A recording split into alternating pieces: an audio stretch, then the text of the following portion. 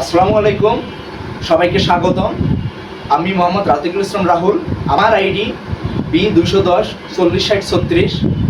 আজকের পডকাস্টে আমি আলোচনা করব 2026 বিশ্বকাপের সবচেয়ে গুরুত্বপূর্ণ একটি বিষয় নিয়ে, আর সেটি হলো 32 থেকে 48 দলের বিশ্বকাপ।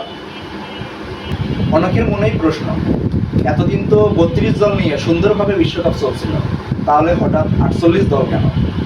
এটা কি শুধু বিশ্বকাপ ফুটবলের উন্নয়নের জন্য, নাকি এর পেছনে রয়েছে গভীর কোনো বাণিজ্যিক পরিকল্পনা? চলুন বিষয়টি একটু গভীরভাবে চিন্তা করা যাক। ফিফার যুক্তি হলো বিশ্বকাপকে আরও বেশি অন্তর্ভুক্তিমূলক করা। আগে অনেক দেশ বিশ্বকাপে খেলার সুযোগ পেত না, বিশেষ করে এশিয়া, আফ্রিকা এবং উত্তর আমেরিকার অনেক দেশ বিশ্বকাপের মূল পর্বে উঠতে পারত না। 32 থেকে 48 দলের এই ফরম্যাটের ফলে এখন বিশ্বের অনেক দেশ বিশ্বের সবচেয়ে গুরুত্বপূর্ণ ফুটবল মঞ্চে তাদের নিজেদেরকে তুলে ধরার সুযোগ পাচ্ছে। এখানে একটি গুরুত্বপূর্ণ প্রশ্ন আসে, বিশ্বকাপ কি শুধু বিশ্বের সেরা দলগুলোর প্রতিযোগিতা, নাকি বিশ্বের বিভিন্ন দেশের প্রতিনিধিত্বের একটি বৈশ্বিক উৎসব? 48 দলের ফরম্যাট মূলত দ্বিতীয় ধারণাটিকে আরও বেশি প্রশ্নবিদ্ধ শক্তিশালী করে। তবে এক্ষেত্রে সমালোচনাও কম নেই। অনেক ফুটবল বিশ্লেষকের মতে দল বাড়ার কারণে কিছু ম্যাচের মান কমে যেতে পারে।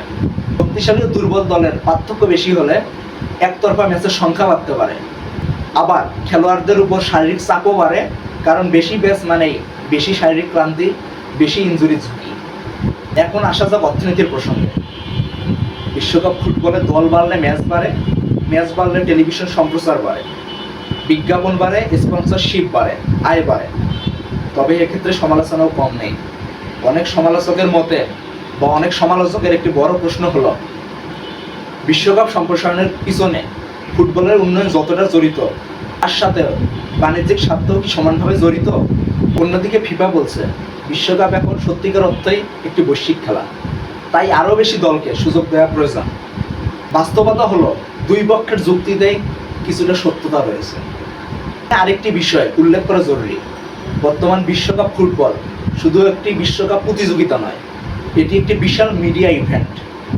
2026 বিশ্বকাপের আরেকটি গুরুত্বপূর্ণ দিক হলো এটি 3টি দেশে অনুষ্ঠিত হয়, যুক্তরাষ্ট্র, কানাডা, মেক্সিকো। এত বড় আয়োজন বিভিন্ন দেশে ছড়িয়ে দেওয়ার ফলে অবকাঠামোগত সুবিধা পাওয়া গেলেও ভ্রমণ এবং সময় ব্যবস্থাপনার মতো নতুন চ্যালেঞ্জও তৈরি করে। সবশেষে একটাই প্রশ্ন, 2026 বিশ্বকাপে 48 দলের বিশ্বকাপ আসলে কি সফল? যদি এটি অংশগ্রহণ, বৈশ্বিক প্রতিনিধিত্ব এবং নতুন সুযোগের দিক থেকে বিচার করা হয়, তাহলে এটি নিঃসন্দেহে একটি বড় সাফল্য।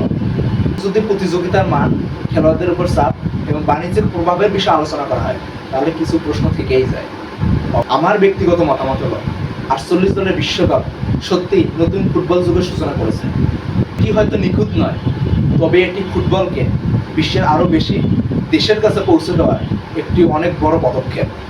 এখন দেখার বিষয় পরবর্তী বিশ্বকাপগুলো এই নতুন ফরম্যাটকে কতটা সফলভাবে ধারণ করে। পডকাস্ট এখানে শেষ করছি। আপনাদের সবাইকে ধন্যবাদ আমার সঙ্গে থাকার জন্য। ত্রুটি হলে ক্ষমা সুন্দর দৃষ্টিতে দেখবেন।